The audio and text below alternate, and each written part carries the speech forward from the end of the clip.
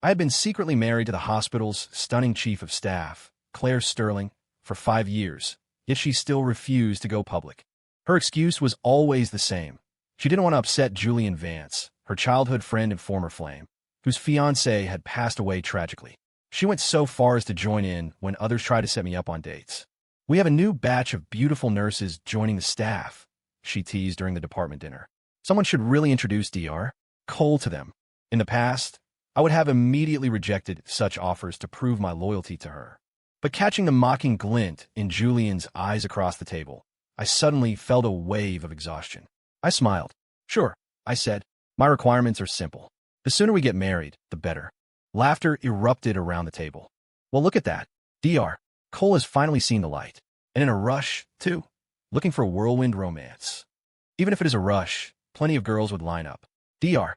Cole is handsome, the chief of surgery, and a genuinely good guy.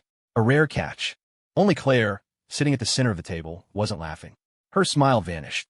She set her wine glass down with a heavy thud, her eyes locking onto mine with icy intensity.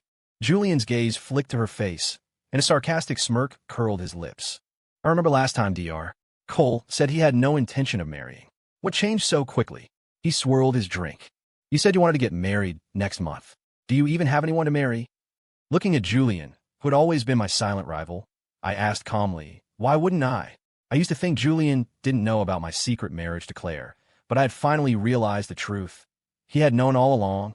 Otherwise, he wouldn't have feigned drunkenness on our anniversary to call Claire away to comfort him. He wouldn't have gone to his late fiancé's grave on my birthday to record a video specifically for Claire. Every time Julian mourned, Claire would rush to his side to console him. For years, her justification for hiding our marriage was to protect his fragile emotional state. Hearing my retort, Julian paused, then immediately fired back. "You aren't getting any younger, Ethan. Delaying dating and marriage for so long. It makes people wonder if you have some unspeakable problem." He leaned in, tapping Claire's arm familiarly. "Right, Claire." His words were venomous, his touch intimate. I watched them coldly. Nothing to be suspicious about. Just don't forget to bring a gift when the wedding invites go out. I turned to the colleague who had offered to set me up. "Please do. If it works out, I'll announce it to everyone immediately." Claire's face darkened. The colleagues, oblivious to the undercurrents, were thrilled. "Absolutely. You don't know how many girls ask about you. Being open to marriage makes you even more popular. I'm posting this on my social media right now. Dr. Cole is officially on the market. I've got a friend I can introduce to. I'll send you her profile tonight." I smiled and thanked them, ignoring the burning glare from across the table. Suddenly, a clear female voice cut through the noise. "Dr. Cole, as the saying goes, the early bird gets the worm. Can I cut to the front of the line?" The speaker was Sophie Mercer, a brilliant medical resident recently recruited to the hospital. "How could we forget Dr. Mercer? You two are a perfect match, talented and good-looking." The colleagues cheered. I was surprised by Sophie's bold declaration. Catching her eye, she tilted her chin toward the door, signaling me to leave. "Sorry, everyone. Sophie and I are going to chat somewhere quieter." Applause followed us out. I picked up Sophie's coat like a gentleman. As we were leaving, my phone buzzed. A text from Claire. "If you leave with her, don't bother coming home tonight." I walked out without hesitating, never looking back once. Once we were in her car, I apologized to Sophie. "I'm sorry. I can't actually date anyone. I'm all ready." Sophie interrupted me. "I know. You've been married to Chief Sterling for 5 years. How did you know?" I was shocked. Even my closest colleagues didn't know. She smiled, a mischievous glint in her eyes. "If you pay attention, you see things. I figured you wanted an escape from that dinner. Did I provide a good enough exit strategy?" I thanked her and insisted on dropping her off. As she got out of the car, Sophie turned back and asked earnestly, "Do you really not recognize me?" I looked at her blankly for a moment and apologized. Sophie laughed it off with an easy grace. "It doesn't matter. We have a long road ahead." The next day, as soon as I arrived at the hospital, a colleague rushed over to gossip. Our Chief Sterling and Dr. Vance finally making it official. Claire and Julian had always been close, and rumors of their romance were constant. They neither confirmed nor denied them. As her actual husband, I was forced to watch from the sidelines. The colleague, seeing my indifference, shoved his phone in my face. "Look at the Chief's Instagram story." It was a photo of their backs, watching a sunrise together. The caption read, "Sunrise, breakfast, and a beautiful beginning." Julian had commented underneath, "You forgot to mention my wake-up service." The comment had hundreds of likes. Even though I was already disappointed in Claire, Seeing such blatant intimacy felt like a needle to the heart. We had been married for 5 years, keeping our distance to accommodate her wishes, while she played house with Julian. Breakfasts, sunrises, wake-up calls. I steadied my breath and prepared for rounds. Suddenly, a figure lunged from the shadows, plunging a knife into my chest. "You quack. You took my money and ruined my life. Go to hell." A blinding pain washed over me, and the world went dark as I collapsed. Fortunately, I was already in the hospital. Panic erupted as colleagues rushed toward me. Before I lost consciousness on the gurney, I heard someone grab my phone to call my emergency contact. Damn it. My emergency contact was Claire. It was laughable. Even as I was bleeding out, my last thought was fear that someone would discover my relationship with her. When I woke up, Sophie and another colleague were by my side. "Ethan, you're awake. You scared us to death. Multiple stab wounds. You're lucky they missed your heart. Also, the attacker got the wrong person. You weren't his doctor." I looked past them, instinctively searching for someone. Sophie explained softly. "Are you looking for the chief?" She hesitated. The other colleague chimed in. "The chief didn't pick up." She called back later. "It was a police officer. Apparently, you're listed as her emergency contact too." She and Dr. Vance were in a minor fender bender and got stuck in the car. "She's fine, just getting checked out." But it seems she and Dr. Vance were on a date. When the fire department got them out, they weren't exactly fully dressed. Sophie quickly silenced the colleague as my expression shifted. The colleague looked at me with suspicion, but I turned my face away, humiliated. In a life-or-death moment, I had yearned to see my wife. But hearing about her compromising situation with another man, I realized I didn't even have the right to question her. It wasn't until the next day that Claire burst into my hospital room. Her face was a mask of anxiety. Seeing Sophie by my bed, she frowned and waved a hand, dismissing her. Sophie looked at me, said nothing, and closed the door behind her. "What name do you have me saved as in your emergency contacts? It's not wife, is it?" So that was her panic. She wasn't worried about my life. She was worried our secret would be exposed. I had been foolish to think she cared. I looked away, replying flatly, "Don't worry. It's just your name. And I've already deleted you from the contact list." Claire visibly relaxed. She sensed my coldness. "I just don't want to go public yet. I don't want to trigger Julian. He and I are best friends. His fiancée died tragically. If I announced my marriage, it would be too." I interrupted her without politeness. "It's been 5 years. You're still worried about triggering him? You're best friends, so that justifies being half-naked in a car together?" Her jaw dropped, her face freezing. "It wasn't like that. We didn't." I looked at her with mockery. "Are you saying the police report lied?" Claire hesitated. "No, I was just changing clothes. Julian, he didn't." She bit her lip, then hardened her resolve. "Anyway, it's not what you think. I'm actually very angry that you went out with Sophie yesterday and let people set you up, talking about a big wedding. Do you have any respect for me?" I gave a bitter laugh. All those anniversaries and birthdays she missed for Julian. Did she have any respect for me? Years ago, she demanded a secret marriage and no wedding ceremony. My dying father, whose only wish was to see me married, died in disappointment. Meanwhile, Claire used her overseas medical rotations to climb the ladder, becoming the youngest chief of staff, while I worked brutal shifts, watching her trade my promotion opportunities for favors. Even now, after I narrowly escaped death, her concern was minimal. After a few minutes, Claire grew restless. "The patient said he made a mistake. He intended to kill Julian. So don't take it personally. But Julian is furious about the mix-up. I need to go check on Julian." She reached for my hand. "As the chief of staff, I have to handle this. The doctor said you're out of danger, so..." I watched her, expressionless, as she feigned hesitation. She made up her mind. "I'll go see him. I'll be back soon." I pulled my hand away and stared at her coldly. Claire, sensing the friction, tried to explain. "I'm a chief now. All eyes are on me. This incident is huge. You know, Julian helped me get this position. So, my brush with death was less important than Julian's temper. I'll make it up to you when I'm done. I'll agree to whatever you want, okay?" I nodded. "There is one thing I need you to agree to." She agreed instantly, eager to leave, and rushed out to see Julian. For the next few days, Claire was busy managing the PR crisis of the attack. Since Julian was in a sensitive period for a promotion and had a history of medical disputes, this incident could ruin him. I quietly hired a caretaker and prepared to discharge myself once I was stable. Sophie visited whenever she could, despite my refusals. One evening, Claire came to the ward with Julian trailing behind her. Julian carried Claire's coat over his arm, eyeing me with a hint of contempt. Claire tucked in my blankets and poured me water, looking conflicted. "What is it?" I asked calmly. She sat by my bed and spoke with difficulty. The investigation cleared Julian of medical malpractice, but the board insists on punishing someone for the incident. Since you were the one injured, I was thinking, maybe we just say the dispute was actually with you. I looked at her in disbelief. Claire quickly added, "Don't worry, I'll compensate you. Once this blows over, I'll make sure you get a promotion and a raise." My heart turned to ice witnessing her blatant bias. If Dr. Vance isn't at fault, why pin it on me? I'm just a brick to you, aren't I? Move me wherever you need. I don't care about the promotion, but I care about my reputation. No patient has ever called me a quack. You can't destroy my name just to shield him. Julian looked impatient. You aren't doing it for me. You're doing it for the chief. Isn't that your duty? Oh, why should I help the chief? Do I know her that well? I turned my gaze to Julian, staring him down. He choked on his words. He opened his mouth several times, but couldn't bring himself to say I was her husband. I sneered and turned to Claire. Dr. Vance needs to leave. I have something to say to you alone. Julian took a deep breath, glaring at me one last time before storming out. As soon as he was gone, Claire leaned in. Ethan, I know it's unfair, but this can be managed. If you just sign a letter of forgiveness and we pay the attacker a settlement, this all goes away. I have a lot of pressure in this position. You need to support me. She leaned in to kiss me.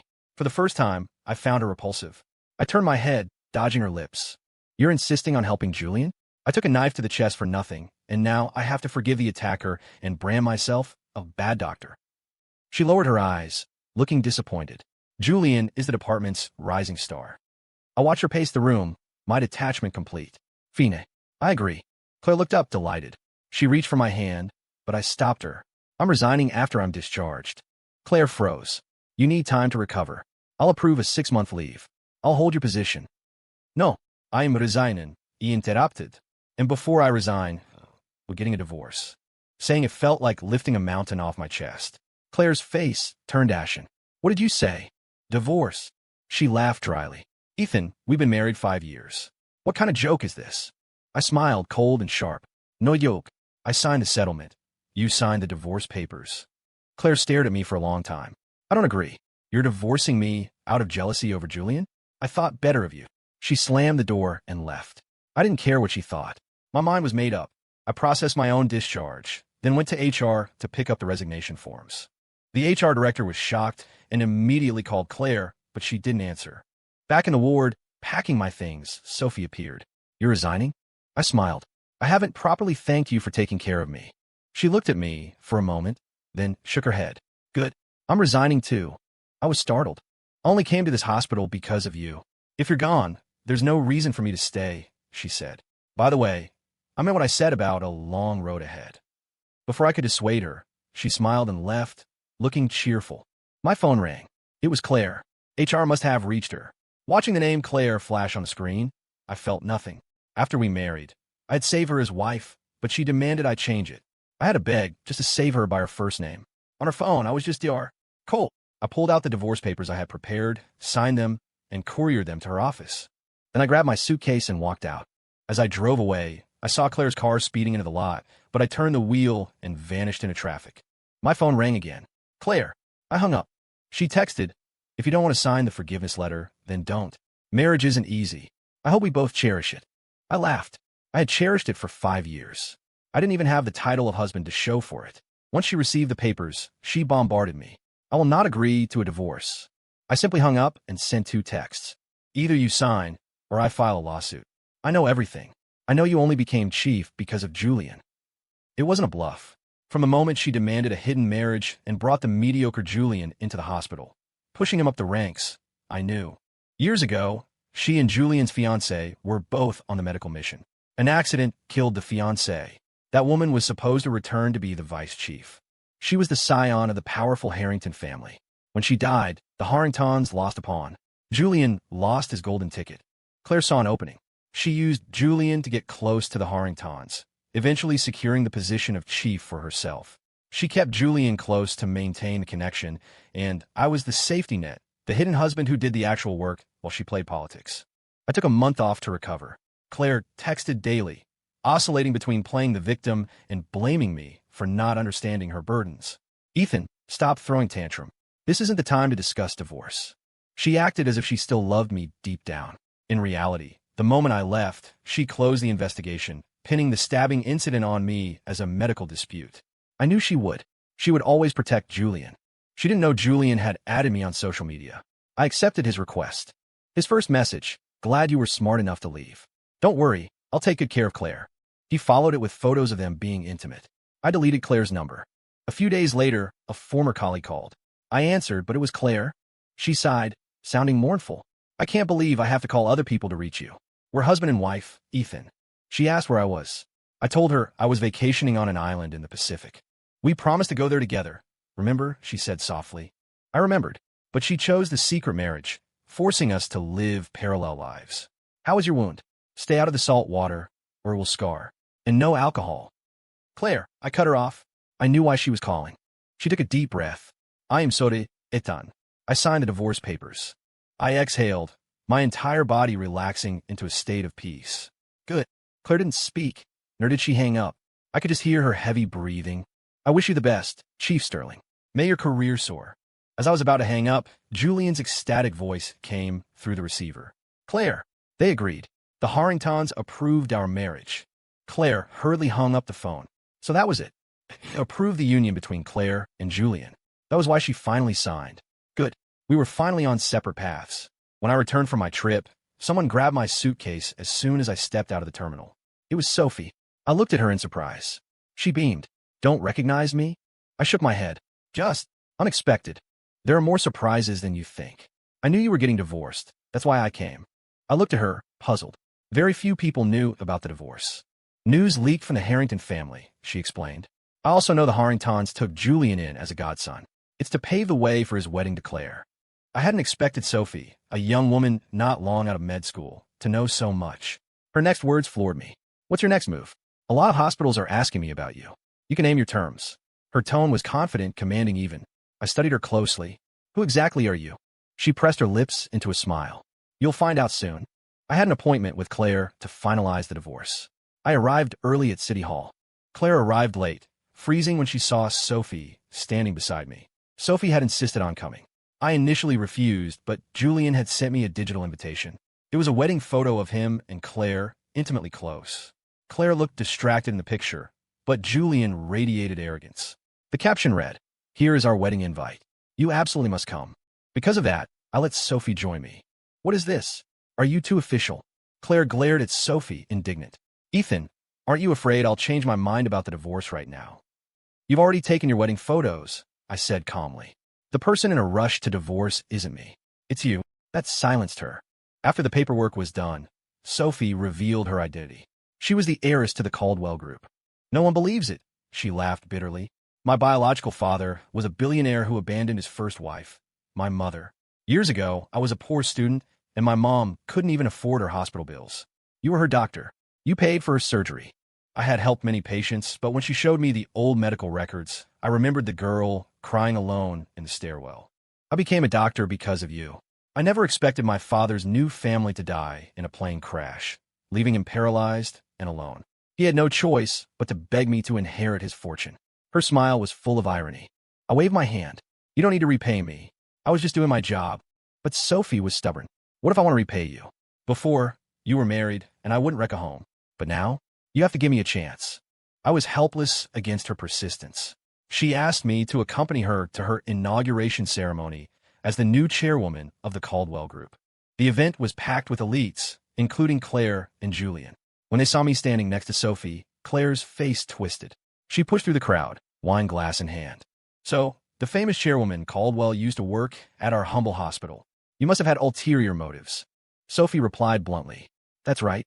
I went there for Dr. Cole. He's single, I'm single. A man needs a wife, a woman needs a husband. Nothing wrong with that." The crowd's gaze shifted to me. Envy, curiosity, jealousy. Claire's face went pale. In front of high society, she couldn't admit I was her ex-husband without revealing her own deception. She had to swallow the insult. Julian walked up, linking arms with Claire, looking at me provocatively. No wonder Dr. Cole was in such a rush to resign. He found a sugar mama in the Caldwell family. Impressive. I looked at him coldly. If we're talking about latching on to power, Dr. Vance is the expert. Going from the Harrington family's almost son-in-law to their godson, most people can't navigate those curves. Everyone knew Julian was riding the Harringtons' coattails. Hearing me say it so bluntly caused a ripple of whispers. His lips trembled with rage. He shouted, disregarding the setting, "Maybe people don't know that Dar Cole was called a quack by a patient and got stabbed. He only quit because he had no face left to stay." I held up my phone. "Be careful with your words. As for who the real quack is, I have a recording of you and Chief Sterling. Should I play it so everyone can judge?" Julian and Claire turned white. Someone in the crowd murmured, "The rumors are wild lately. I heard Chief Sterling is actually a divorcee, even though she claims she's never been married." The room buzzed. Claire and Julian, feeling the heat, found an excuse and fled the venue. That night, Claire appeared under my apartment building. I didn't want to see her, but she waited stubbornly. When I finally went down, she looked frail standing by her car. "Are you here about the recording?" I assumed she wanted me to delete it. She shook her head. "I just feel terrible. I wanted to talk." "Ethan, did you divorce me because you were angry I wouldn't go public?" I turned away. "Does it matter? Say what you need to say." She stepped closer, looking up at me earnestly. "It matters. I thought I was rational, but seeing you with Sophie today, I lost control. I humiliated myself." She laughed self-deprecatingly. "Originally, I wanted to invite the new Caldwell chairwoman to my wedding. The wedding is the day after tomorrow. But I'm not happy, because the person I love is you, Ethan." I laughed coldly. She loved me? She used me for 5 years, hid me, and flirted with her childhood friend. "Seeing my disdain," she sighed. "If I didn't love you, I would have been with Julian ages ago. He's always loved me. When I first met you as an intern, I fell for you. You waited for me during my rotations. You were worth trusting with my life." She paused, seeing my impatience. "I know you hate me, but everyone wants a climb." Julian's fiancé went abroad and came back a vice chief. I didn't have that chance. So when Julian said the Harringtons would give me their research resources and support if I helped him, I was tempted. I looked at her deeply. "Claire, there's no such thing as a free lunch. The Harringtons don't do charity." She hesitated. "So what? Should I have stayed a lowly doctor, trampled by others?" "Julian likes me, but he chased the Harrington girl for power. I don't love him, but I wasn't resigned to being average. If you were me, Ethan, you would have done the same." "I only remember my oath as a doctor," I replied calmly. Claire smiled bitterly. "We shouldn't have divorced. I never wanted to divorce you." She looked innocent, as if I were the one who betrayed our vows. Seeing I was about to leave, she grabbed my arm. Her lips moved silently for a moment before she spoke. "The Caldwell Group is powerful. The Harringtons are desperate to curry favor with them. Can you please persuade Sophie to attend my wedding?" It was hilarious. That was her true purpose. "I'm just a friend to Sophie. You overestimate my influence." I shook her off and walked away. I didn't mention the invitation to Sophie, but she brought it up herself. "Even though you're divorced, you need to keep your distance from her. Protect yourself." She paused, then added, "There's a storm coming." Sure enough, on the day of Claire's wedding, she was taken away by authorities while still in the dressing room. News spread instantly. The groom and the Harrington family at the head table were in panic. The scene was chaos. I remembered Claire's confidence when she visited me. She had sensed danger, but thought she could outmaneuver it. She didn't even get to put on her wedding dress. Rumors flew, but the confirmed truth was devastating. Claire had orchestrated massive embezzlement in hospital procurement and funding. And that was just the tip of the iceberg. The Gray medical research projects controlled by the Harringtons were all linked to her. The Harringtons were arrested too. Julian tried to pull strings, contacting everyone he knew, but he quickly realized he was powerless and implicated. He tried to flee the country with a bag of cash, but was intercepted at the airport. As the middleman between Claire and the Harringtons, there was no way he could stay clean. "People might come to ask you questions since you were married to her. But don't worry, I've got your back," Sophie told me immediately, offering comfort. I chuckled. The girl I once comforted in a stairwell was now protecting me. "I am innocent. I have nothing to worry about." As expected, I was brought in for questioning, but I was released quickly. I knew nothing of Claire's schemes, and our finances had always been separate. Time passed, and the scandal faded from public memory. Then, Claire asked to see me. When I saw her in the visitation room, I almost didn't recognize her. The once glamorous chief of staff was gaunt and haggard. She stared at me, forcing a strained smile. "They asked me so much about you." I didn't say a word. "I won't drag you down, Ethan. I have a clear conscience," I said flatly. "It wouldn't matter if you did." Claire lowered her eyes, smiling bitterly.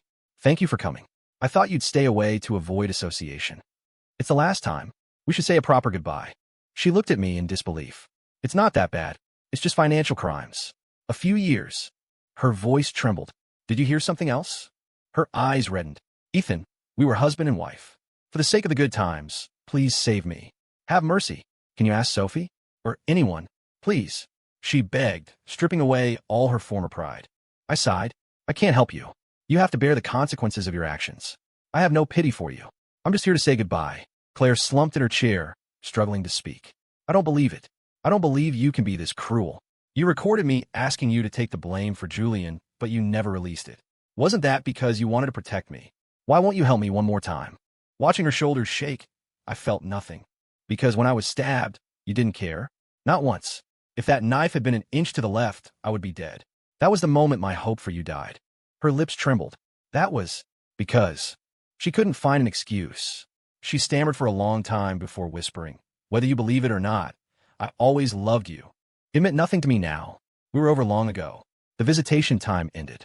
I stood up and walked out, never looking back. My life moved on. I received offers from top hospitals, but I declined them. I decided to open a new private hospital with a former colleague I trusted deeply. He insisted I be the chief of staff, saying I embodied the true spirit of a doctor. On opening day, I learned the primary investor was Sophie. She didn't hide her feelings anymore. I thought about it for a few days, then agreed to date her. She took me to see her mother, my former patient. Her mother was healthy and overjoyed to see me, her gratitude turning into delight at our relationship. One day, while I was working in my office, my business partner rushed in. Claire Sterling. She's gone. I didn't understand at first. She committed suicide in prison, slit her wrists with a sharpened piece of plastic. They didn't find her until the next morning. My pen paused on the paper, dragging a long line of ink across the page. Someone once so familiar, now a stranger, had left the world in such a desolate way. I didn't know how to feel. The Harringtons pinned everything on her. Julian did too. Said she masterminded it all. She was looking at 20 years or more. Maybe she despaired, or maybe something else. It's strange. My partner looked at me anxiously. Ethan, are you okay? I smiled at him. I finished reading the document in his hand and signed my name. I'm Fine. He changed the subject, and the moment passed. Claire was my past. I wouldn't let her haunt my future. Sophie texted me. Dinner tonight at that new place downtown? I replied, yes. We had been dating for a while.